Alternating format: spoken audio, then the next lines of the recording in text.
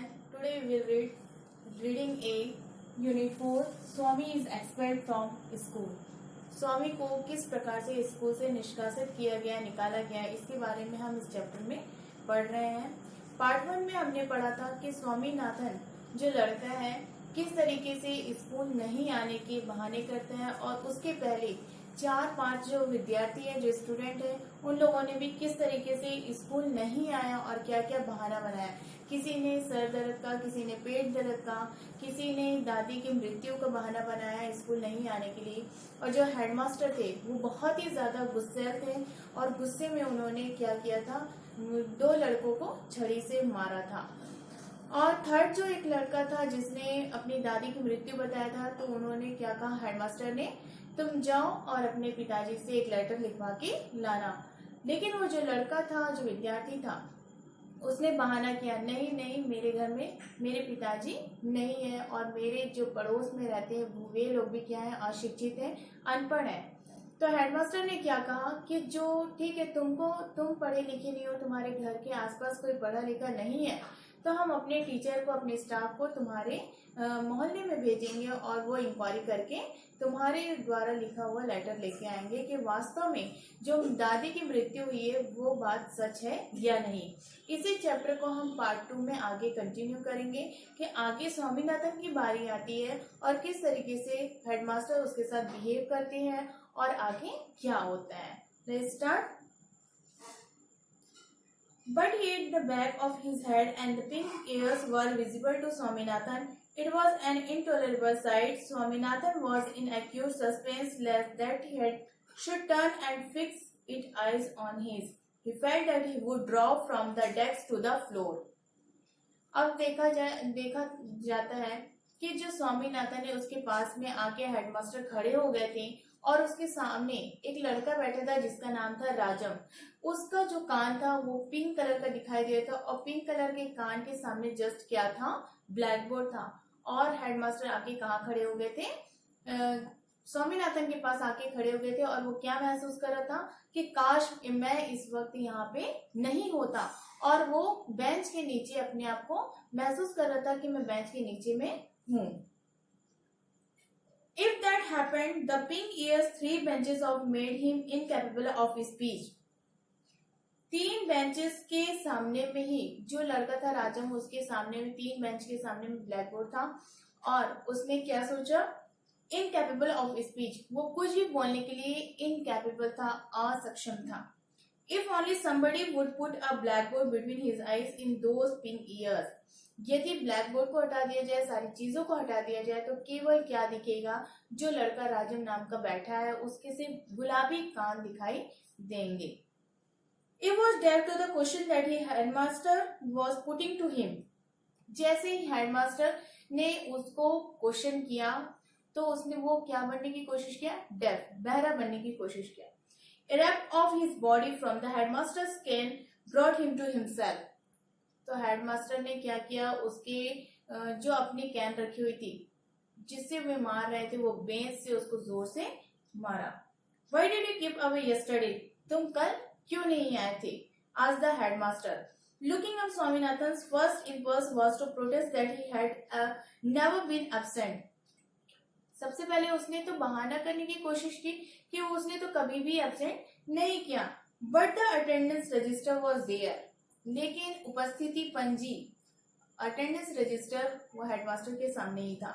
No no, I was stirred, वो नहीं नहीं कहने लगा। I try to come but they took away my cap and burn it, उन लोगों ने मुझे रास्ते में घेर लिया, मेरी टोपी को छीन लिया, मेरी टोपी को जला दिया। Many strong men held me down when I tried to come. जब मैं स्कूल आने की कोशिश कर रहा था तो बहुत ही बलशाली व्यक्ति लोग क्या किए थे, मेरी टोपी को छीन लिए थे और जलाने की कोशिश किए। When a great man is sent to Gaul, I am surprised to see you slave of the Englishman. अंग्रेजों के गुलामों के गुलाम। स्वामीनाथन जो है वो अपनी बात में बिल्कुल जड़ा हुआ था और उसने क्या कहा, मैं आने की कोशिश कर रहा था सर, लेकिन क्या किया, जो रास्ते में जो लोग थे मेरी टोपी को छीन लिया और जलाने की कोशिश किया। और उसने क्या कहा, मुझे पकड़ के रखा था और मैं कोशिश कर रहा था कि मैं आ जाऊं। और एक महान व्यक्ति को वहां पे क्या किया गया, जेल भेजा गया। When a great man is sent a goal, I am surprised to see you a slave of an Englishman. उसने बताया कि वहां पे एक व्यक्ति को क्या किया जा रहा था, महान व्यक्ति को जेल भेजा जा रहा था, और मैं सारी चीजें देख के बहुत ही अचंभित था। क्यों ऐसा कहा? उसने बताया कि तुम इन अंग्रेजों के गुलाम हो और गुलामों को गुलाम से अलग करने की एक व्याख्या बताई जा रही थी। ये सारी चीजें देख के मैं अचंभित था, बहुत ही आश्चर्य था। Didn't they cut off Dhaka Muslim slaves or slave? This was some of the disjoint explanation which screamed into his head, and which even at that moment he was discreet enough not to express. ये सारी चीजें वो क्या कर रहा था, सोच रहा था। और उसने क्या बोला कि जिस तरीके से ढाका के मलमल को काटा नहीं जा सकता है, उसी तरीके से और गुलामों के गुलाम को एक दूसरे से अलग भी नहीं किया जा सकता है। इस तरीके से उसने बहुत सारी बातों को अपने दिमाग में रखा था और इमेजिन कर रहा था कि किस तरीके से मेरे को सर के पास, अपने हेडमास्टर के पास में बहाना करना है। और उसने इसके साथ ही क्या सोचा, he had wanted to mention a headache, और कुछ भी बता पाने में वो असमर्थ था। और फिर सोचा कि क्यों ना मैं सर दर्द का बहाना करूं। But he found to his distress the other beside him had one. फिर उसने सोचा कि दूसरे लड़के की तरह मैं भी एक बड़े संकट में पड़ सकता हूँ। The headmaster shouted, want you open your mouth.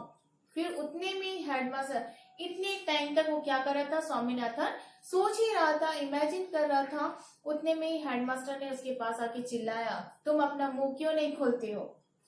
He brought the cane sharply down on Swaminathan right shoulder. उतने में ही हेडमास्टर ने क्या किया, स्वामीनाथन के राइट शोल्डर में जोर से एक बेत लगाई। Swaminathan kept staring at the headmaster with tearful eyes. Swaminathan headmaster को आंसू भरी आंखों से क्या कर रहा था, घूर के देख रहा था। Massaging with his left hand the spot where the cane laid. जहां पे बेत लगी थी उसको शोल्डर में, वहां पे क्या हो गया था, स्पॉट, एक दाग बन गया था। I will kill you if you keep on staring without answering my question. यदि तुम मुझे कोई भी प्रश्नों का बिना उत्तर दिए इस तरीके से घूरते रहोगे तो मैं तुम्हें मार दूंगा। Cried the headmaster. हेडमास्टर ने चिल्लाते हुए कहा। I couldn't come. Stammered Swaminathan. Swaminathan ने हकलाते हुए क्या कहा, मैं नहीं आ पाया sir. Is that so? asked the headmaster. Headmaster ने क्या कहा, ओ ऐसा है क्या। And turning to a boy said, bring the peon. फिर वो टर्न हुए, मुड़कर किसको, एक लड़के को देखा और क्या कहा, ठीक है जाओ पियून को लेकर आना। Swaminathan thought, what is he going to ask the peon to thrash me? Trash का मीनिंग होता है पिटवाना या मारवाना। तो उसने क्या सोचा स्वामीनाथन ने कि हेडमास्टर पियून को बुलवा रहे हैं, क्या पियून मेरे को मारेगा, क्या उससे मुझे पिटवाना चाहते हैं। If he does any such thing, यदि सच में ऐसा कुछ होता है, I will bite everybody dead, तो मैं काट दूंगा और सबके सब क्या हो जाएंगे, मृत्यु हो जाएगी सबकी। The peon came. उतने में कौन आया, चपरासी आया। The headmaster said to him, now say what you know about this rascal on the desk. rascal का मीनिंग होता है बदमाश। फिर हेडमास्टर ने चिल्लाते हुए पियून से कहा, क्या यह वही बदमाश है जिसके बारे में तुम मुझसे कह रहे थे। The peon eyed Swaminathan with a sinister look. Sinister का मीनिंग क्या होता है, गुस्से से देखना। उतने में ही चपरासी जो था स्वामीनाथन को बहुत ही गुस्से की निगाहों से देख रहा था। And demanded, didn't I see you break the pens? उतने में चपरासी ने स्वामीनाथन से क्या पूछा, क्या तुम वही लड़के हो जिसने क्या तोड़ा था, ग्लास को तोड़ा था। Of the ventilators in my room, added the headmaster with zest. Zest का मीनिंग होता है उत्साह, बहुत ही दिलचस्पी लेते हुए हेडमास्टर ने उस बात को बहुत ही रोमांचित तरीके से कहा, अच्छा तुम ही हो जो मेरी छत की वेंटिलेटर के रूम के ग्लास को तोड़े थे। Here there was no chance of escape. Escape का मीनिंग होता है बचना। अब स्वामीनाथन के पास इधर उधर देखने के अलावा और भाग के बचने का कोई भी चांस नहीं था। Swaminathan kept staring foolishly till he received another whack on the back. Swaminathan अब क्या कर रहा था, मूर्खतापूर्ण देख रहा था किसको, हेडमास्टर को। और उतने में हेडमास्टर ने क्या किया, एक बेत और लगा दिया। The headmaster demanded what the young brigand had to say about it. क्या पागल लड़के मूर्ख, क्या तुम और कुछ कहना चाहोगे इसके बारे में? हेडमास्टर ने किससे कहा? स्वामीनाथन से। The brigand then nothing to say. उसके पास और कुछ कहने के लिए नहीं था। It was a fact that he had broken the pens. और यह बात भी सच थी कि स्वामीनाथन ही था जो क्या तोड़ा था? ग्लास को तोड़ा था। They had seen it. और वह देखा भी गया था। There was nothing more to it. और सच कहने के अलावा उसके पास कुछ भी नहीं था। He had unconsciously become defiant and didn't care to deny the charge.